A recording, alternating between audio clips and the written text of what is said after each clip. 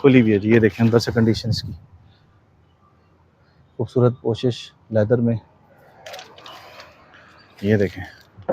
और क्या है जी, यहाँ से देखते हैं, मल्टीमीडिया स्टीयरिंग के साथ है, ये देखें जेन्युइन इसका सारा सिस्टम है अंदर इंटीरियर का, ये देखें। बंद करते हैं जी दरवाज़ा। अच्छा, ये वाली मेरे ख्याल में मैंने आपको दिखाई थी, ऑल्टो टोयोटा पेक्सेस है, 2012 मॉडल है, लॉट नंबर 28 में। ये मैंने आपको नहीं दिखाई मेरा ख्याल है।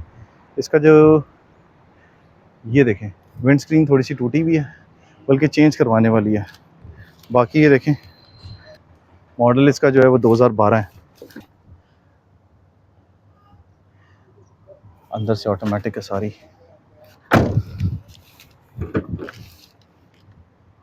ये देखें टोयोटा पेक्सेस लिखा हुआ है इसके ऊपर। आगे दिखाते हैं आपको, अगर आगे खड़ी हुई है कोई। अच्छा जी, ये कौन सी है जी, ये भी है जी, टोयोटा हाइलक्स है, 1991 मॉडल। ये देखें